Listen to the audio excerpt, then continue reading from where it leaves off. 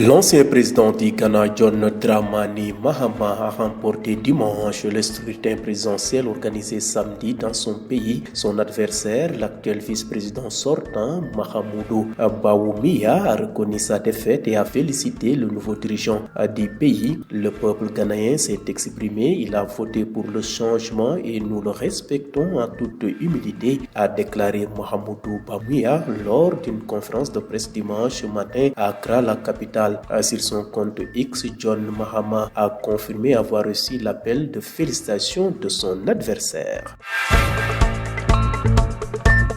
Quittons l'Afrique de l'Ouest pour le Moyen-Orient. Depuis 2011, la Syrie est plongée dans une guerre civile sans fin qui a fait près d'un demi-million de morts et des millions de déplacés. Après la chute de Bachar al-Assad dimanche à Damas, l'Alliance s'est emparée des rues dimanche 8 octobre. Quelques heures plus tôt, des groupes rebelles menés par des islamistes radicaux annonçaient en direct à la télévision publique la chute du président syrien Bachar al-Assad et la libération de la capitale syrienne après une offensive fulgurante. Pour beaucoup de Syriens, le nom de Bachar al-Assad, qui a trouvé refuge à Moscou avec sa famille, incarne des années de répression sanglante. La guerre civile déclenchée en 2011 dans la foulée des manifestations inspirées par le printemps arabe a causé près d'1 million de morts et contraint des millions de personnes à l'exil.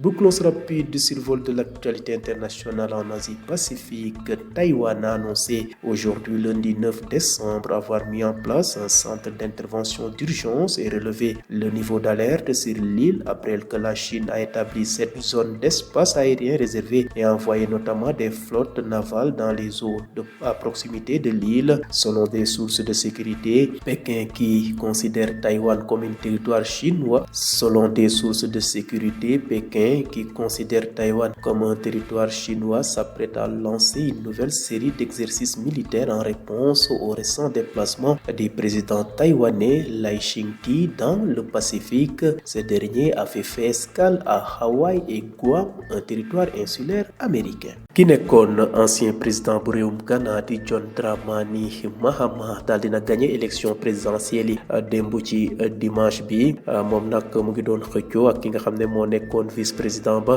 di Mahamudu Bawumia. moom nag daal dina reconnaître sax li nga xam ne moom mooy defetam, daal di wax ne nag askanub Ghana ñoom de ñoo tànn te li ñu tànn nag nangu nañ ko ndax dañoo tànn ngir changement, loolu moo tax ñu respecté ni mel. loolu de la Mahamudu Bawumia daal di xamle ginnaaw bu doon amal conférence de presse démb ci suba ci dimanche gi ca capitalu Ghana di Accra. ki nga xam ne nag mooy njiitu réew mu bees bii di John Mahama daal dina bind ci compte X-am bi daal wax ne ki nga xam ne moom mooy Mahamudu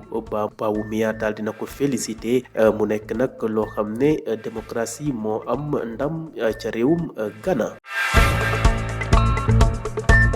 jóge fi nga xam ne mooy Afrique de l'Ouest dem ca Moyen-Orient ci atum 2011 ba léegi la Syrie jànkoonteeloon ak guerre civile bu métti, ay lu tollook doomu aadama yu bëri lim ba sax war na jege million ñàkk seen bakkan, ay millions it daal di yenu seen bagage di daw xeex yooyee. démb nag ci bésub dimanche bi la nguurub Bachar al-Assad daal di nermeelu. ñu gis ne nag mbooloo mu bëri daal moo génne woon fi nga xam ne mooy capitale ba ca mbedd ya ci Damas. ñu doon nag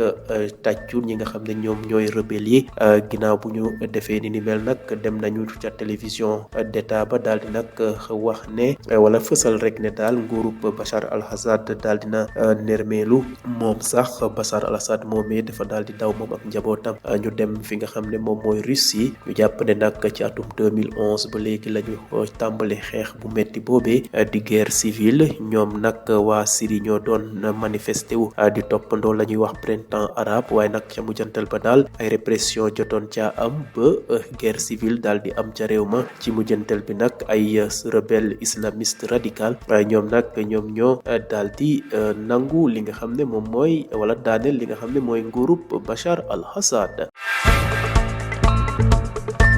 jeexale xibaaru bitim réew yi ca fa nga xam ne moom mooy Asie Pacifique Taïwan xamle na ne daal tey jii ci bésub altine gi juróom-ñeenti fan ci weerub décembre wax na ne daal mu ngay waajal li nga xam ne moom mooy intervention d'urgence ginnaaw bu ñu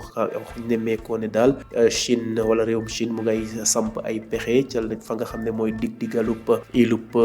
Taïwan boobee ñu gis ne nag ay bateau militaire ñoom daal dinañ jege bu baax a baax li nga xam ne mooy ilub Taïwan ñu gis ne nag source sécurité yi nga xam ne moom moo jóge ca Pékin wax nañ ne daal Chine dafa jàpp ne Taïwan moomee laam la ndax ci territoire am la bokk ba tax na nag mu ngi waajal li nga xam ne nag mooy exercice militaire ngir daal wone dooleem loolu nag mu ngi ko def ginnaaw bu président bu réewum Taïwan bu bees bi di Lai Ching-te amaloon nag visite ca fi nga xam ne moom mooy Pacifique moom nag jotoon na dem fi nga xam ne mooy Hawaï ak Guam territoire yooyu yëpp ay territoire américain lañu ba tax na nag ngir ni ni mel tax na daal ba Chine di ñàkk ànd ci ni ni mel moo tax muy bëgg a amal ay manœuvre militaire waaye nag réewum Taïwan daal wax nañ ne pare nañu ñu ngay daal samp ay pexe di wone daal ne ñoom seen île boobee kenn du ko jëlee noonee